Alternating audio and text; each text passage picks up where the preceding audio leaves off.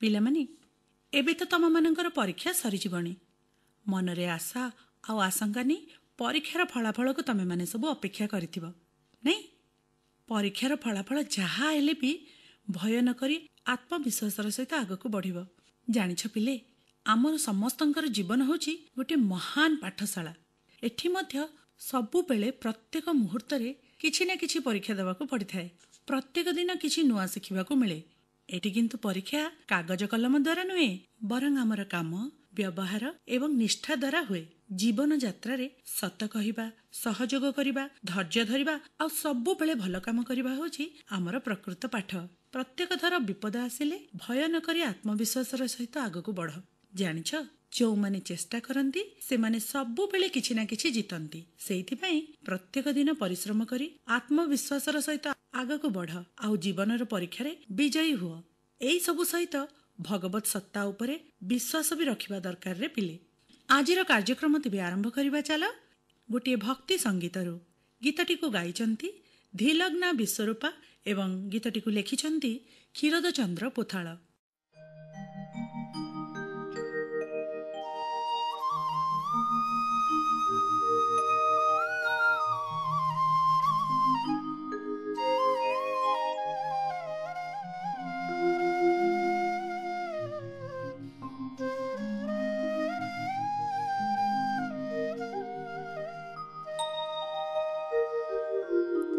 सही हेलाणी साहाण मेला रे, सही हेलाणी साहाण मेला, सही हेलाणी साहाण मेला रे, सही हेलाणी साहाण मेला।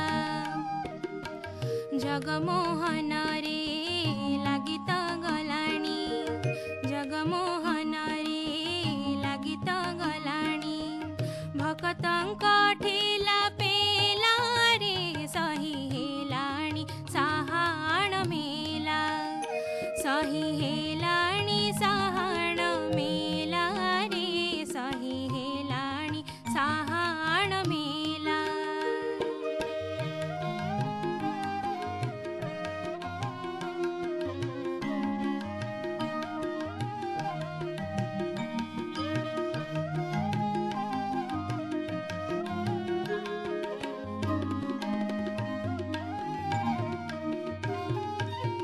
प्रदक्षिण करे रत्न सिंहासन, तिनि ठाकुरंको करिले दर्शन, कोटि जन्मर पाप तप जेते, कोटि जन्मर पाप तप जेते, निमिष के धोई गला रे, सही हेलाणी साहाण मेला, सही हेलाणी साहाण मेला रे, सही हेलाणी साहाण मेला।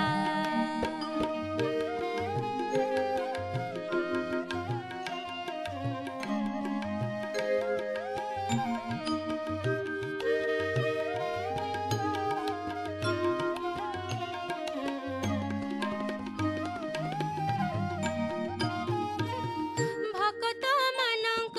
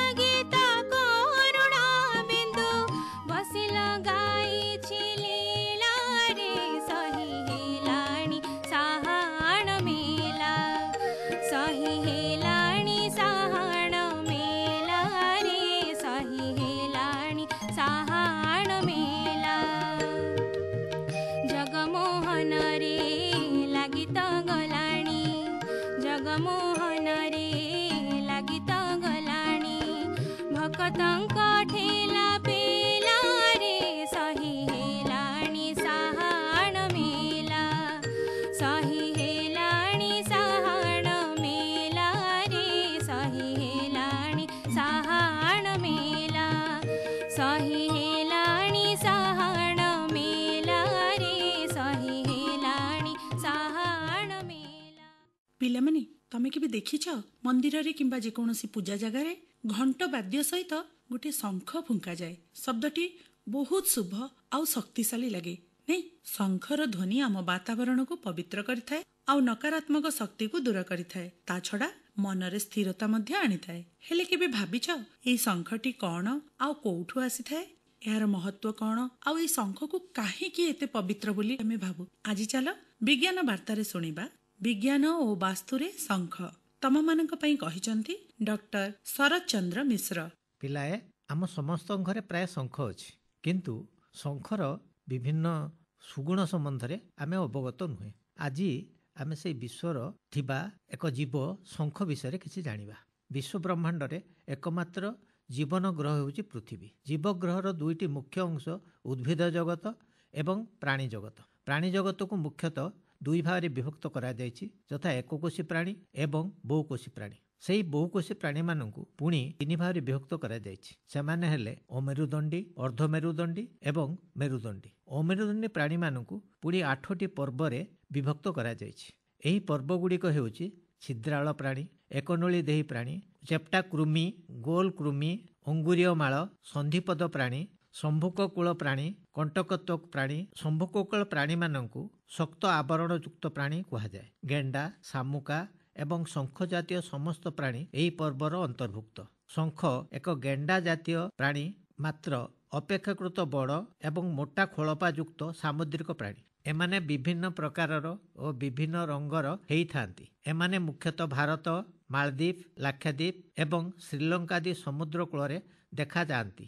ଏମାନଙ୍କ ମଧ୍ୟରୁ ମାଂସ ସଡ଼ି ବାହାରିଗଲେ ଏହାକୁ ଜଳପାତ୍ର ରୂପେ ବ୍ୟବହାର କରାଯାଏ। ସାଧାରଣତଃ ହିନ୍ଦୁମାନେ ପୂଜା ଏବଂ ଦେବାରାଧନାରେ ବ୍ୟବହୃତ ଜଳକୁ ଏଥିରେ ହିଁ ରଖନ୍ତି। ଏହାର ପୃଷ୍ଠଭାଗରେ ଏକ ମୁଣ୍ଡରେ ଆବର୍ତ୍ତ ବା ଭଉଁରୀ ଥାଏ। ସେ ଭଉଁରୀର ମୁଣ୍ଡକୁ ଛିଦ୍ର କରି ସେହି ପାର୍ଶ୍ୱରେ ଫୁଙ୍କିଲେ ଏଥିରେ ଉଚ୍ଚ ତଥା ଗମ୍ଭୀର ସ୍ୱର ସୃଷ୍ଟି ହୁଏ। ଶଙ୍ଖର ରଙ୍ଗ ମୁଖ୍ୟତଃ ଧଳା। ଏହା ବ୍ୟତୀତ ବିଭିନ୍ନ ରଙ୍ଗର ଏବଂ ବିଭିନ୍ନ ଆକାରର ଶଙ୍ଖଗୁଡ଼ିକର ଭଉଁରୀ ବାମରୁ ଡାହାଣ ଆଡ଼କୁ ଅର୍ଥାତ୍ ଘଣ୍ଟାକାର ଗତିରେ ବା କ୍ଲକୱାଇଜ୍ ହେଇଥିବାରୁ ଏହାକୁ ବାମାବର୍ତ୍ତ ଶଙ୍ଖ କୁହାଯାଏ। ତେବେ ଖୁବ୍ କମ୍ ଧଳା ଶଙ୍ଖରେ ଭଉଁରୀ ବା ଆବର୍ତ୍ତ ଡାହାଣରୁ ବାମ ଆଡ଼କୁ ଅର୍ଥାତ୍ ଘଣ୍ଟାର ବିପରୀତ ଗତିରେ ହୋଇଥିବାରୁ ଏହାକୁ ଦକ୍ଷିଣାବର୍ତ୍ତ ଶଙ୍ଖ କୁହାଯାଏ। ପୁଣି ଶଙ୍ଖର ବିଭିନ୍ନ ଆକାର ଓ ରଙ୍ଗକୁ ନେଇ ତାହାକୁ ଭିନ୍ନ ଭିନ୍ନ ନାମକରଣ କରାଯାଇଛି। ଯେପରିକି ଭଉଁରୀ ଶଙ୍ଖ ତିନି ଭାଗରେ ବିଭକ୍ତ, ଯଥା ଦକ୍ଷିଣାବର୍ତ୍ତ ଶଙ୍ଖ, ବାମାବର୍ତ୍ତ ଶଙ୍ଖ, ମଧ୍ୟବୃତ୍ତ ଶଙ୍ଖ।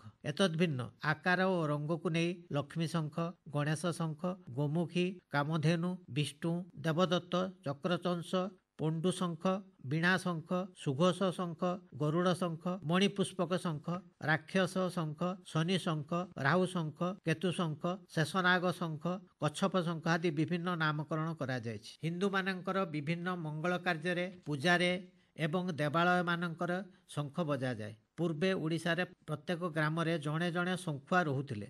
ସେମାନେ ଲୋକମାନଙ୍କର ବିବାହ, ବ୍ରତ, ଗୃହପ୍ରବେଶ, ଗୃହ ପ୍ରତିଷ୍ଠା, ଅଷ୍ଟମ ପ୍ରହରୀ, ଦୋଳ ଉତ୍ସବ ଓ ବିଭିନ୍ନ ମାଙ୍ଗଳିକ କାର୍ଯ୍ୟରେ ଶଙ୍ଖ ବଜାଉଥିଲେ। ପୁରାଣ ମତେ ସମୁଦ୍ର ମନ୍ଥନରୁ ମିଳିଥିବା 14 ଗୋଟି ରତ୍ନ ମଧ୍ୟରୁ ଶଙ୍ଖ ଅନ୍ୟତମ।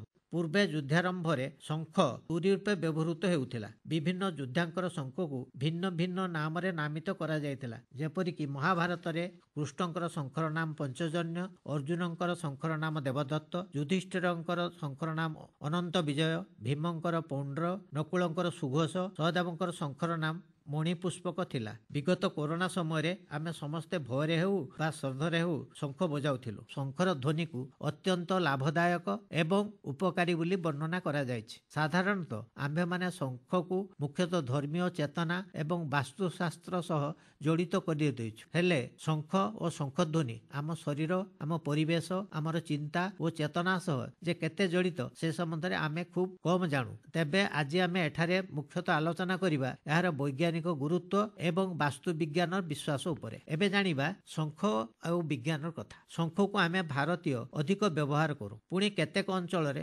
ଶଙ୍ଖକୁ ଏକ ଶିଳ୍ପ ଭାବରେ ଉପଯୋଗ କରାଯାଇଛି। ଶଙ୍ଖରୁ ଶଙ୍ଖା, ମାଳି, ବିଭିନ୍ନ ଗହଣା ଏବଂ ଚାବି ରିଙ୍ଗ ଆଦି ପ୍ରସ୍ତୁତ କରି ତାହାକୁ କୁଟୀର ଶିଳ୍ପର ମାନ୍ୟତା ଦେଇଛନ୍ତି। ତେବେ ଶଙ୍ଖ ଉପରେ ଅତୀତରେ ଆମର ମୁନି ଋଷିଗଣ ହୁଏତ ଗବେଷଣା କରିଥିବେ, ମାତ୍ର ତାହାର କିଛି ପ୍ରମାଣ ଆଜି ଦୁର୍ଲଭ। କିନ୍ତୁ ଶଙ୍ଖର ବ୍ୟବହାର ସମ୍ବନ୍ଧରେ ସେମାନେ ବିଭିନ୍ନ ଭାବେ ବିଭିନ୍ନ ପୋଥି ଏବଂ ପୁରାଣରେ ବର୍ଣ୍ଣନା କରିଯାଇଛନ୍ତି। ଜିଜ୍ଞାସୁ ମଣିଷ ମନ ସର୍ବଦା ନୂତନ ଅନ୍ୱେଷଣରେ ବ୍ୟସ୍ତ। 1928 ମସିହା ବର୍ଲିନ ବିଶ୍ୱବିଦ୍ୟାଳୟର କେତେକ କୌତୂହଳୀ ଗବେଷକ ଶଙ୍ଖର ଖୋଳପା ବା ସେଲ୍ ଉପରେ ଗବେଷଣା ଜାରି ରଖିଥିଲେ। ଦୀର୍ଘ ଦିନର ଗବେଷଣା ପରେ ସେମାନେ ବିଶ୍ୱକୁ ଯେଉଁ ତଥ୍ୟମାନ ପ୍ରଦାନ କଲେ ତାହା ସତରେ ଅବିଶ୍ୱାସ୍ୟ ହେଲେ ବି ଗୁରୁତ୍ୱପୂର୍ଣ୍ଣ। ଆଜି ପୃଥିବୀର ପ୍ରାୟ ଅନେକ ସ୍ଥାନର ବ୍ୟକ୍ତିବିଶେଷ ଶଙ୍ଖକୁ ବିଭିନ୍ନ ଭାବରେ ବ୍ୟବହାର କରି ଶାରୀରିକ ସୁସ୍ଥତା ଏବଂ ମାନସିକ ଶାନ୍ତି ପାଇବା ସହ ପରିବେଶକୁ ମଧ୍ୟ ନିର୍ମଳ ରଖୁଛନ୍ତି। ଶଙ୍ଖ ହେଉଛି କ୍ୟାଲସିୟମର ଏକ ବଡ଼ ଉତ୍ସ। ଶଙ୍ଖରେ ଗନ୍ଧକ, ଫସ୍ଫରସର ମାତ୍ରା ବି ଅଧିକ। ଏଣୁ ଶଙ୍ଖରେ ପାଣିକୁ ରାତିରେ ରଖି ସକାଳେ ପିଇଲେ ଶରୀରରେ କ୍ୟାଲସିୟମର ଅଭାବ ଦୂର ହୁଏ। ପୁଣି ଏହି ପାଣିକୁ ଚର୍ମରେ ମାଲିସ କଲେ ଅନେକ ଚର୍ମ ରୋଗରୁ ବି ମୁକ୍ତି ମିଳିଥାଏ। ହଜମ କ୍ରିୟା ପାଇଁ ଏହା ବେଶ ଉପଯୋଗୀ। ଶଙ୍ଖ ଫୁଙ୍କିବା ଦ୍ୱାରା ହୃତ୍ପିଣ୍ଡ ଏବଂ ରକ୍ତନାଳୀରେ ଥିବା ସମସ୍ତ ଅବରୋଧ ହଟିଯାଇଥାଏ। ପ୍ରତ୍ୟେକ ଦିନ ଶଙ୍ଖ ଫୁଙ୍କିଲେ ତୁମେ ହୃଦଘାତରୁ ବି ରକ୍ଷା ପାଇପାରିବ। ଯେଉଁ ବ୍ୟକ୍ତିମାନେ ନିୟମିତ ସକାଳେ, ସନ୍ଧ୍ୟାରେ ବା ଉଭୟ ସମୟରେ ଶଙ୍ଖ ଫୁଙ୍କନ୍ତି ସେମାନଙ୍କୁ ହୃଦଘାତ ହୁଏ ନାହିଁ। ବୈଜ୍ଞାନିକଗଣ ଗବେଷଣାରୁ ଜାଣିଛନ୍ତି ଯେ ଶଙ୍ଖ ଫୁଙ୍କିଲେ ଯେଉଁ ଧ୍ୱନି ସୃଷ୍ଟି ହୁଏ ତାହା ଯେତେ ଦୂର ପର୍ଯ୍ୟନ୍ତ ଯାଏ, ବାୟୁମଣ୍ଡଳରେ ଶବ୍ଦର କମ୍ପନ ଯୋଗୁଁ ଜୀବାଣୁମାନେ ଦୁର୍ବଳ ହୋଇଯାଆନ୍ତି। ଏଣୁ ପ୍ରତିଦିନ ଶଙ୍ଖ ବଜାଇଲେ ପରିବେଶ ଜୀବାଣୁମୁକ୍ତ ହୋଇଥାଏ। ବୈଜ୍ଞାନିକଗଣ ଆହୁରି ମଧ୍ୟ ଜାଣିବାକୁ ପାଇଛନ୍ତି ଯେ ସୂର୍ଯ୍ୟ କିରଣ ଶବ୍ଦ ତରଙ୍ଗରେ ବାଧା ସୃଷ୍ଟି କରିଥାଏ। ବୋଧହୁଏ ସେଇଥିପାଇଁ ସକାଳେ ଅର୍ଥାତ୍ ସୂର୍ଯ୍ୟୋଦୟ ପୂର୍ବରୁ ଏବଂ ସନ୍ଧ୍ୟାରେ ଅର୍ଥାତ୍ ସୂର୍ଯ୍ୟାସ୍ତ ପରେ ଶଙ୍ଖ ବଜାଇବାରେ ପରମ୍ପରା ରହିଛି। ଶଙ୍ଖ ଫୁଙ୍କିବା ଦ୍ୱାରା ମୂଳଦ୍ୱାରର ମାଂସପେଶୀ ଶକ୍ତିଶାଳୀ ହେବା ସହ ମୂତ୍ରାଶୟ, ଯୌନାଙ୍ଗ, ଜରାୟୁ, ତଳିପେଟ, ଛାତିର ମାଂସପେଶୀ ଅତ୍ୟନ୍ତ କ୍ରିୟାଶୀଳ ତଥା ପ୍ରଭାବଶାଳୀ ହୋଇଥାନ୍ତି। କାରଣ ଶଙ୍ଖ ଫୁଙ୍କିବା ଦ୍ୱାରା ଅତି ଚମତ୍କାର ଭାବରେ ଏହି ଅଙ୍ଗଗୁଡ଼ିକରେ ବ୍ୟାୟାମ ହୋଇଯାଇଥାଏ। ଶଙ୍ଖ ଫୁଙ୍କିବା ସମୟରେ ଆମ ଶରୀରରେ ବିଟା ରଶ୍ମି ବା ବିଟା ରେ ଉତ୍ପନ୍ନ ହୁଏ ଏବଂ ତାହା ସକ୍ରିୟ ମଧ୍ୟ ହୁଏ, ଯାହାକି ଆମକୁ ଶ୍ୱାସକ୍ରିୟା ଜନିତ ରେସ୍ପିରେଟୋରୀ ଏବଂ ରକ୍ତ ସଞ୍ଚାଳ ଜନିତ ବା ସାର୍କୁଲେଟରୀ ସମସ୍ୟାରୁ ମୁକ୍ତି ଦେଇଥାଏ। ଶଙ୍ଖ ଫୁଙ୍କିବା ଦ୍ୱାରା ମାନସିକ ଚାପରୁ ମୁକ୍ତି ମିଳେ। ଯେଉଁମାନେ ମାନସିକ ଚାପରେ ଅଛନ୍ତି ନିଶ୍ଚିତ ଭାବେ ସେମାନେ ଶଙ୍ଖ ଫୁଙ୍କନ୍ତୁ। ସେମାନଙ୍କର ସମସ୍ତ ବ୍ୟାଧି ମନକୁ ମନ ଦୂରେଇଯିବ। ଶଙ୍ଖ ଖୋଳପାରେ କ୍ୟାଲସିୟମ, ସଲଫର, ଫସ୍ଫରସ୍ ବହୁ ପରିମାଣରେ ଥିବାରୁ ଶକ୍ତିଶାଳୀ ହାଡ଼ ପାଇଁ ଏହା ଅତ୍ୟନ୍ତ ଜରୁରୀ। ଏହି ଶଙ୍ଖରେ 12ରୁ 24 ଘଣ୍ଟା ରଖାଯାଇଥିବା ପାଣିକୁ ପିଇଲେ ହାଡ଼ ଶକ୍ତ ହେବା ସହ ଦାନ୍ତକୁ ବି ଶକ୍ତ କରିଥାଏ। ଛୋଟ ଶଙ୍ଖକୁ ଫୁଙ୍କିଲେ ଅଧିକ ଶକ୍ତି ଖର୍ଚ୍ଚ କରିବାକୁ ପଡ଼ିଥାଏ, ଅର୍ଥାତ୍ ନିଶ୍ୱାସ ବାୟୁର ଗତିକୁ ଜୋର କରିବାକୁ ପଡ଼ିଥାଏ। ଏହି ପ୍ରକ୍ରିୟାଟି ଗଳା ସମ୍ବନ୍ଧୀୟ ସମସ୍ତ ରୋଗ, ଥାଇରଏଡ୍ ରୋଗ ପାଇଁ ଅବ୍ୟର୍ଥ ଔଷଧ। ଏହାଦ୍ୱାରା ସ୍ୱର ପେଟିକାରେ ବ୍ୟାୟାମ ହେଉଥିବାରୁ କଥା କହିବା ସହ ଜଡ଼ିତ ସମସ୍ତ ପ୍ରକାରର ସମସ୍ୟାକୁ ଭଲ କରିବାରେ ସାହାଯ୍ୟ କରିଥାଏ। ଶଙ୍ଖ ଧ୍ୱନି ଶ୍ରବଣ ଚିକିତ୍ସାରେ ମଧ୍ୟ ବେଶ ଭଲ କାମ କରିଥାଏ। ଶଙ୍ଖ ଧ୍ୱନିକୁ ନିୟମିତ ଶୁଣୁଥିବା ବଧିର ବ୍ୟକ୍ତିର ଶ୍ରବଣ ଶକ୍ତି ଫେରିଆସିବାର ମଧ୍ୟ ନଜିର ରହିଛି। ନିୟମିତ ଶଙ୍ଖ ଫୁଙ୍କିଲେ ରକ୍ତଚାପ ଠିକ୍ ହୋଇଥାଏ। ନିମ୍ନ ରକ୍ତଚାପ ବା ଉଚ୍ଚ ରକ୍ତଚାପ ସାଧାରଣତଃ ଅବସ୍ଥାକୁ ଆସିଥାଏ। ଶଙ୍ଖରେ ଜଳ ରଖି ତାହାକୁ ପାନ କଲେ ତାହା ଅତ୍ୟନ୍ତ ବିଶୁଦ୍ଧ, କାରଣ ଶଙ୍ଖରେ ଥିବା ଗନ୍ଧକ ଓ ଫସ୍ଫରସ ସଂସ୍ପର୍ଶ ଆସି ଜଳରେ ଥିବା ଜୀବାଣୁ ମରିଯାଆନ୍ତି ଓ ଜଳ ଜୀବାଣୁମୁକ୍ତ ହୋଇଯାଏ। ବର୍ତ୍ତମାନ ଯାହା ଜାଣିଲେ ଆହୁରି ବି ଅନେକ ଗୁଣ ତାର ଅଛି। ଏବେ ଆଉ କେତେକ ତାର ସୁଗୁଣ ସମ୍ବନ୍ଧରେ ଜାଣିବା। ଶଙ୍ଖ ଫୁଙ୍କିବା ମୁଖମଣ୍ଡଳ ପାଇଁ ଏକ ମୁଖ୍ୟ ବ୍ୟାୟାମ। ମୁଖର ମାଂସପେଶୀ ବିସ୍ତାରିତ ହୁଏ ଏବଂ ବୃଦ୍ଧାବସ୍ଥାରେ ଦେଖାଯାଉଥିବା କୁଞ୍ଚନ ସମସ୍ୟାରୁ ନିସ୍ତାର ପାଇଁ ଶଙ୍ଖ ଧ୍ୱନି ଯେତେ ପର୍ଯ୍ୟନ୍ତ ଯିବ ସେ ଅଞ୍ଚଳରେ ଥିବା ରୋଗ ସୃଷ୍ଟିକାରୀ କୀଟାଣୁ ଶଙ୍ଖ ଧ୍ୱନି ଯୋଗୁଁ ମୃତ୍ୟୁବରଣ କରିବେ, ଏପରିକି ମଶା ମଧ୍ୟ ପଳାଇଯିବେ। ପ୍ରତିଦିନ ଶଙ୍ଖ ଫୁଙ୍କିବା ଦ୍ୱାରା ଗଳା ଓ ଫୁସଫୁସ୍ ରୋଗରୁ ମୁକ୍ତି ମିଳେ, କାରଣ ବାରମ୍ବାର ପ୍ରଶ୍ୱାସ ନେବା ଏବଂ ନିଶ୍ୱାସ ଛାଡ଼ିବା ଦ୍ୱାରା ଫୁସଫୁସ୍ ସୁସ୍ଥ ରହେ। ଶଙ୍ଖ ଫୁଙ୍କିବା ଦ୍ୱାରା ଆମେ ଯୋଗର 3ଟି କାର୍ଯ୍ୟକଳାପ ଯେପରିକି କୁମ୍ଭକ, ରେଚକ ଏବଂ ପ୍ରାଣାୟାମକୁ ଏକତ୍ର କରିପାରିବା। ପିଲା ଅଧ୍ୟୟନରେ ଦୁର୍ବଳ ଥିଲେ ଶଙ୍ଖରେ 12ରୁ 24 ଘଣ୍ଟା ରଖାଯାଇଥିବା ପାଣି ପିଇଲେ ବୌଦ୍ଧିକ ଶକ୍ତିର ବିକାଶ ଘଟେ। ସେହି ପିଲା ଯଦି ଶଙ୍ଖ ଫୁଙ୍କିଲେ ତେବେ ମସ୍ତିଷ୍କର କ୍ରିୟା ବେଶ ପ୍ରଭାବଶାଳୀ ହୋଇଥାଏ, ଫଳରେ ସ୍ମୃତି ଶକ୍ତି ବି ବୃଦ୍ଧି ପାଇଥାଏ। ମହିଳାମାନେ ଶଙ୍ଖର ଶଙ୍ଖା ପିନ୍ଧିଲେ ତାହା ଶରୀରକୁ ଜୀବାଣୁମୁକ୍ତ କରେ। ପଶ୍ଚିମବଙ୍ଗର ବିବାହିତ ମହିଳାଗଣ ବୋଧହୁଏ ଏହି କାରଣରୁ ଶଙ୍ଖା ପିନ୍ଧନ୍ତି। ଏବେ ଆସ ପିଲାଏ ଜାଣିବା ଶଙ୍ଖର କିଛି ବାସ୍ତୁଗୁଣ ସମ୍ବନ୍ଧରେ। ଶଙ୍ଖ ବଜାଇବା ଦ୍ୱାରା ଘର ମଧ୍ୟକୁ କୌଣସି ନକାରାତ୍ମକ ଶକ୍ତି ବା ନେଗେଟିଭ୍ ଏନର୍ଜି ପ୍ରବେଶ କରେ ନାହିଁ, ବା ଅନ୍ୟ କଥାରେ କହିଲେ ନେଗେଟିଭ୍ ଶକ୍ତି ଦୂରେଇ ଯାଏ। ଦକ୍ଷିଣାବର୍ତ୍ତ ଶଙ୍ଖ ବାମାବର୍ତ୍ତ ଶଙ୍ଖଠାରୁ ଅଧିକ ଶୁଭପ୍ରଦ ହୋଇଥାଏ। ଏଣୁ ସମସ୍ତ ବାସ୍ତୁଦୋଷକୁ ଠିକ୍ କରିବା ନିମନ୍ତେ ଘରର ସୁଖ ସମୃଦ୍ଧି ଆଣିବା ପାଇଁ ଦକ୍ଷିଣାବର୍ତ୍ତୀ ଶଙ୍ଖକୁ ନାଲି କନାରେ ଗୁଡ଼ାଇ ଏବଂ ବାମାବର୍ତ୍ତୀ ଶଙ୍ଖକୁ ଧଳା କନାରେ ଗୁଡ଼ାଇ ବୈଠକ ଘରେ ରଖନ୍ତୁ। ଶଙ୍ଖକୁ କେବେ ବି ତଳେ ରଖିବେ ନାହିଁ। ଶଙ୍ଖ ଯେପରି କେବେ ଧରିତ୍ରୀକୁ ସ୍ପର୍ଶ ନ କରେ ସେଥିପ୍ରତି ଧ୍ୟାନ ଦେବେ। ଶଙ୍ଖ ବିଷୟଟି ଖୁବ୍ ବ୍ୟାପକ। ମୋର ଆଶା ଓ ବିଶ୍ୱାସ ତୁମେମାନେ ଶଙ୍ଖ ସମ୍ବନ୍ଧରେ କିଛି ଜାଣିଲ। ଦୈନିକ ଶଙ୍ଖ ଫୁଙ୍କିବ, ଯାହାକି ତୁମର ସ୍ୱାସ୍ଥ୍ୟ ପାଇଁ ହିତକାରୀ। ସ୍ୱାସ୍ଥ୍ୟ ପାଇଁ ଶଙ୍ଖ ପାଣିକୁ ଉପଯୋଗ କରିବ। ସେତିକି କରିପାରିଲେ ତୁମମାନଙ୍କ ଶରୀର ସୁସ୍ଥ ରହିବ, ପରିବେଶ ମଧ୍ୟ ସୁସ୍ଥ ରହିବ। ଏବେ ଶୁଣିବା ଗୋଟିଏ ସୁନ୍ଦର ପଲ୍ଲୀ ଗୀତ। ଗୀତଟିକୁ ଗାଇଛନ୍ତି ଧୀଲଗ୍ନା ବିଶ୍ୱରୂପା, ରଚନା କ୍ଷୀରୋଦ ଚନ୍ଦ୍ର ପୋଥାଳ।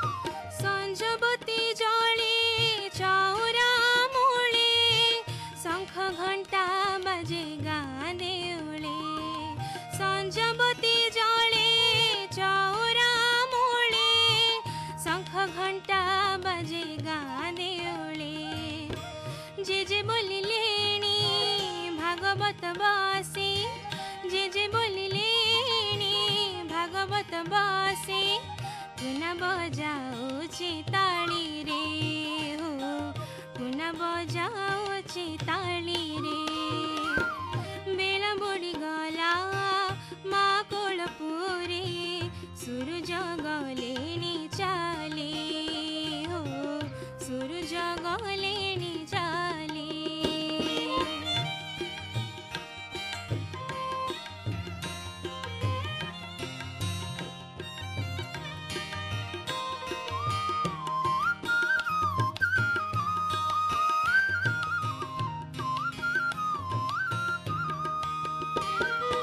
घरे घरे जले बिजुली बत्ती,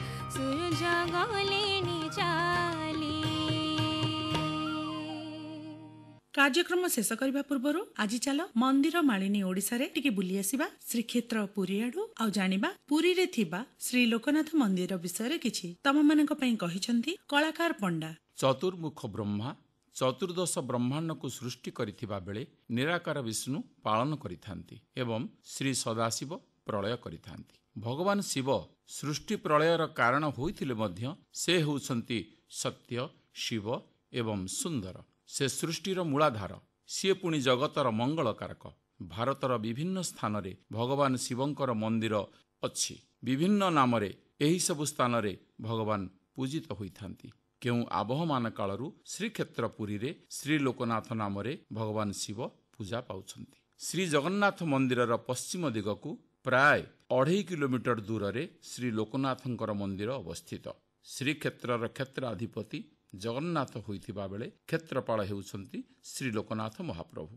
ଏହି ପ୍ରାଚୀନ ମନ୍ଦିରଟି ପୁଲାଙ୍ଗ ବନଘେରା ବାଲିସ୍ତୂପ ଉପରେ ଅବସ୍ଥିତ।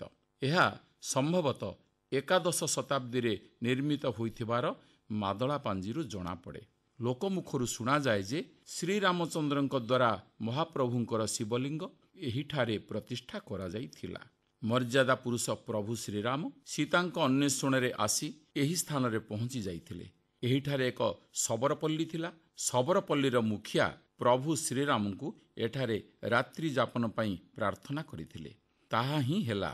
ପରଦିନ ପ୍ରାତଃ କାଳରୁ ପ୍ରଭୁ ଶ୍ରୀରାମ ସଦାଶିବଙ୍କୁ ପୂଜନ କରିବା ପାଇଁ ପ୍ରସ୍ତୁତି କଲାବେଳେ ଶବର ମୁଖିଆ ଗୋଟିଏ ଲାଉ ଆଣି ପ୍ରଭୁଙ୍କୁ ଅର୍ପଣ କରିଥିଲେ ଏବଂ ଶିବଲିଙ୍ଗ ମାନ୍ୟରେ ପୂଜା ପାଇଁ ଅନୁରୋଧ କରିଥିଲେ।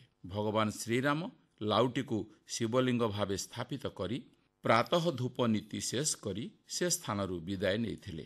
ଲାଉର ଅନ୍ୟ ନାମ ଲୌକା। ସେହି ଶିବଲିଙ୍ଗ ଲୌକାନାଥ ଓ କାଳକ୍ରମେ ଶ୍ରୀ ଲୋକନାଥ ନାମରେ ନାମିତ ହୋଇଛି।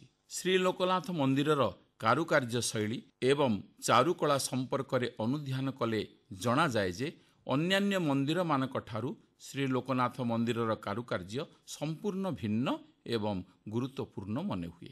ଏହା ମନ୍ଦିର ମାଳିନୀ ଓଡ଼ିଶାର କଳା ସଂସ୍କୃତିକୁ ବଜାୟ ରଖିବାରେ ସମ୍ପୂର୍ଣ୍ଣ ସାର୍ଥକତା ହାସଲ କରିଛି। ମନ୍ଦିରର ଗଠନ ଶୈଳୀକୁ 4 ଭାଗରେ ବିଭକ୍ତ କରାଯାଇଛି। ପ୍ରଥମରେ ହେଲା ବିମାନ ବା ମୁଖ୍ୟ ମନ୍ଦିର, ଦ୍ୱିତୀୟରେ ଜଗମୋହନ ବା ମୁଖଶାଳା, ତୃତୀୟରେ ନାଟମଣ୍ଡପ ବା ନୃତ୍ୟଶାଳା ଏବଂ ଚତୁର୍ଥ ପର୍ଯ୍ୟାୟ ହେଲା ଭୋଗମଣ୍ଡପ ବା ଯେଉଁଠାରେ ପ୍ରସାଦ ଅର୍ପଣ କରାଯାଏ। ମୁଖ୍ୟ ମନ୍ଦିର ନିମ୍ନରୁ ପ୍ରାୟ 30 ଫୁଟ ଉଚ୍ଚ। ମନ୍ଦିରର ପ୍ରାୟତଃ ସମସ୍ତ ପାର୍ଶ୍ୱ ମାର୍ବଲ ପଥର ଦ୍ୱାରା ଆଚ୍ଛାଦିତ ହୋଇଥିବାରୁ ପ୍ରକୃତ କାରୁକାର୍ଯ୍ୟ ଶୈଳୀ ଦୃଶ୍ୟମାନ ହୁଏ ନାହିଁ। କାନ୍ଥମାନଙ୍କରେ ଅନେକ ଦେବଦେବୀଙ୍କର ମୂର୍ତ୍ତି ରହିଛି। ଉତ୍ତର ପାର୍ଶ୍ୱରେ ହର ପାର୍ବତୀଙ୍କ ମୂର୍ତ୍ତି ଖୋଦିତ ହୋଇଛି। ସେହିପରି ପଶ୍ଚିମ ପାର୍ଶ୍ୱରେ ଶ୍ରୀ କାର୍ତ୍ତିକେୟଙ୍କ ବିଗ୍ରହ ଓ ଦକ୍ଷିଣ ପାର୍ଶ୍ୱରେ ବିଘ୍ନ ବିନାଶକ ଶ୍ରୀ ଗଣପତିଙ୍କ ଚତୁର୍ଦ୍ଧା ମୂର୍ତ୍ତି ଖୋଦିତ ହୋଇଛି। ଶ୍ରୀ ଲୋକନାଥ ମନ୍ଦିର ବେଢ଼ା ମଧ୍ୟରେ ଅନେକ ଛୋଟ ବଡ଼ ମନ୍ଦିରମାନ ରହିଛି। ମନ୍ଦିରର ବାମ ପାର୍ଶ୍ୱ କୋଣରେ ଏକ ଛୋଟ ମନ୍ଦିର ରହିଛି, ଯେଉଁଥିରେ କି ଶ୍ରୀ ସୂର୍ଯ୍ୟନାରାୟଣ ଓ ଶ୍ରୀ ଚନ୍ଦ୍ରନାରାୟଣ ସ୍ଥାପିତ ହୋଇଛନ୍ତି। ଆଉ ଏକ ସତ୍ୟନାରାୟଣ ମନ୍ଦିର ମଧ୍ୟରେ ଭଗବାନ ବିଷ୍ଣୁ, ଜଗଜ୍ଜନନୀ ମା ସୀତା ଏବଂ ଅନେକ ପିତ୍ତଳ ମୂର୍ତ୍ତିମାନ ରହିଅଛନ୍ତି। ମନ୍ଦିର ମଧ୍ୟକୁ ପ୍ରବେଶ କଲାବେଳେ ଶ୍ରୀ ହନୁମାନଙ୍କର ବିଗ୍ରହ ଶୋଭା ପାଉଛି। ଶ୍ରୀ ଲୋକନାଥଙ୍କ ମନ୍ଦିର ପାଚେରୀ ପ୍ରାୟ 10 ଫୁଟ ଉଚ୍ଚ। ମନ୍ଦିର ମଧ୍ୟରେ ଏକ ପୁଷ୍କରିଣୀ, ଯାହାର ନାଁ ପାର୍ବତୀ ସାଗର। ଶ୍ରଦ୍ଧାଳୁ ଭକ୍ତମାନେ ଏହି ପୁଷ୍କରିଣୀରେ ହସ୍ତପଦ ପ୍ରକ୍ଷାଳନ କରି ପ୍ରଭୁ ଶ୍ରୀ ଲୋକନାଥଙ୍କର ଦର୍ଶନ କରିଥାନ୍ତି। ଏହି ପାର୍ବତୀ ସାଗରରେ ମାଛମାନଙ୍କୁ ଦେଖି ଶ୍ରଦ୍ଧାଳୁମାନେ ଆନନ୍ଦିତ ହୋଇଥାନ୍ତି। ସେମାନଙ୍କୁ ଖାଦ୍ୟ ଅର୍ପଣ କଲେ ମାଛମାନେ ଖୁବ୍ ନିକଟତର ହୋଇ ଖାଦ୍ୟମାନ ଅତି ଆନନ୍ଦର ସହିତ ଗ୍ରହଣ କରିଥାନ୍ତି। ମନ୍ଦିରର ଗର୍ଭଗୃହରେ ଅଛନ୍ତି ଶ୍ରୀ ଲୋକନାଥଙ୍କର ଶ୍ରୀଲିଙ୍ଗ। ମହାପ୍ରଭୁ ଜଳବିହାରୀ ଭାବେ ନାମିତ। ବର୍ଷ ସାରା ଗର୍ଭଗୃହରେ ପ୍ରଭୁ ଜଳ ମଧ୍ୟରେ ବୁଡ଼ି ରହିଥାନ୍ତି। ଭକ୍ତମାନଙ୍କ ଦ୍ୱାରା ଅର୍ପିତ ନଡ଼ିଆ, କଦଳୀ, ଫଳଭୋଗ, କନ୍ଦ, ସାଚି, ଫୁଲ, ଭୋଗଦ୍ରବ୍ୟ ବର୍ଷକ ମଧ୍ୟରେ ସେସବୁ ପଙ୍କରେ ପରିଣତ ହୋଇଯାଏ। ଫାଲ୍ଗୁନ ମାସ କୃଷ୍ଣପକ୍ଷ ଏକାଦଶୀ ତିଥିରେ ଗର୍ଭଗୃହରୁ ସମସ୍ତ ଜଳ ଓ ପଙ୍କ ନିଷ୍କାସନ ହୋଇଥାଏ। ଭଲ ଭାବରେ ଗର୍ଭଗୃହକୁ ପରିଷ୍କାର କରି ଆଗାମୀ 2-3 ଦିନ ମଧ୍ୟରେ ହେବାକୁ ଥିବା ମହାଶିବରାତ୍ରି ଉତ୍ସବ ବା ଜାଗର ଯାତ୍ରା ପାଇଁ ପ୍ରସ୍ତୁତି ପର୍ବ ଆରମ୍ଭ ହୋଇଥାଏ। ଏହି ପଙ୍କ ଉଦ୍ଧାର ବା ଜଳ ନିଷ୍କାସନ ଦିନଟି ପଙ୍କୋଦ୍ଧାର ଏକାଦଶୀ ନାମରେ ନାମିତ। ମହାଶିବରାତ୍ରି ମେଳା ଉତ୍ସବରେ ଯୋଗ ଦେବା ପାଇଁ ଅନେକ ସଂଖ୍ୟାରେ ଭକ୍ତମାନେ ଆସି ଶ୍ରୀ ଲୋକନାଥ ମହାପ୍ରଭୁଙ୍କୁ ଦର୍ଶନ କରିବା ସହିତ ରାତି ସାରା ଘିଅ ଦୀପମାନ ଜାଳିଥାନ୍ତି। ଅନେକ ଭକ୍ତ ଦୁଃସାଧ୍ୟ ରୋଗରୁ ପୀଡ଼ିତ ହୋଇ ଏହି ପୀଠକୁ ମୁକ୍ତି ଆଶାରେ ଆସନ୍ତି। ଶ୍ରଦ୍ଧା ଓ ବିଶ୍ୱାସର ସହିତ ଯେଉଁ ଭକ୍ତ ଶ୍ରୀ ଲୋକନାଥଙ୍କୁ ପୂଜା କରିଥାଏ ସିଏ ଦୁଃସାଧ୍ୟ ରୋଗରୁ ମୁକ୍ତି ପାଇବା ସହିତ ଅଷ୍ଟ ଐଶ୍ୱର୍ଯ୍ୟ ଲାଭ କରିଥାଏ। ଶ୍ରୀକ୍ଷେତ୍ର ନିବାସୀ ଶ୍ରୀ ଜଗନ୍ନାଥଙ୍କ ମନ୍ଦିର ସହିତ ପ୍ରଭୁ ଲୋକନାଥଙ୍କର ଅନେକ ସମ୍ପର୍କ ରହିଛି। ଶ୍ରୀମନ୍ଦିର ବେଢ଼ା ଉତ୍ତର ପାର୍ଶ୍ୱରେ ଥିବା ଏକ ମନ୍ଦିର ମଧ୍ୟରେ ପ୍ରଭୁ ଲୋକନାଥ ବିରାଜମାନ ଅଛନ୍ତି ଏବଂ ଭଣ୍ଡାର ଲୋକନାଥ ଭାବରେ ପରିଚିତ ଅଟନ୍ତି। ଏଠାରେ ପ୍ରଭୁ ଲୋକନାଥଙ୍କୁ ମହାପ୍ରଭୁ ଶ୍ରୀ ଜଗନ୍ନାଥଙ୍କର ରତ୍ନଭଣ୍ଡାର ରକ୍ଷକ ଭାବେ ବିବେଚନା କରାଯାଏ। କଥିତ ଅଛି ରତ୍ନଭଣ୍ଡାରର ଚାବି ଶ୍ରୀ ଲୋକନାଥଙ୍କ ପାଖରେ ରଖାଯାଇଛି। ଶ୍ରୀ ଜଗନ୍ନାଥ ମହାପ୍ରଭୁଙ୍କୁ ଯେତେବେଳେ ଦିବ୍ୟ ଅଳଙ୍କାରମାନ ମଣ୍ଡିତ କରାଯାଇଥାଏ ସେହି ସମୟରେ ଶ୍ରୀ ଜଗନ୍ନାଥଙ୍କର ଆଜ୍ଞାମାଳ ନେଇ ସେବକମାନେ ଭଣ୍ଡାର ଲୋକନାଥଙ୍କ ଠାରୁ ଚାବି ଆଣି ରତ୍ନଭଣ୍ଡାର ଖୋଲିଥାନ୍ତି। ମହାଶିବରାତ୍ରି, ଚନ୍ଦନ ଯାତ୍ରା, ଶୀତଳ ଷଷ୍ଠୀ ଆଦି ପର୍ବମାନଙ୍କରେ ଶ୍ରୀ ଲୋକନାଥଙ୍କର ବିଜେ ପ୍ରତିମା ଏବଂ ଶ୍ରୀ ଜଗନ୍ନାଥଙ୍କର ବିଜେ ପ୍ରତିମାମାନଙ୍କ ମଧ୍ୟରେ ସାକ୍ଷାତ ହୋଇଥାଏ। ଏହି ପବିତ୍ର ସାକ୍ଷାତ ପର୍ବକୁ ହରିହର ଭେଟ ବୋଲି ଆଖ୍ୟା ଦିଆଯାଇଛି। ଶ୍ରୀ ଜଗନ୍ନାଥ ହେଉଛନ୍ତି ଜଗତର ନାଥ, ଶ୍ରୀ ଲୋକନାଥ ହେଉଛନ୍ତି ଲୋକଙ୍କର ନାଥ।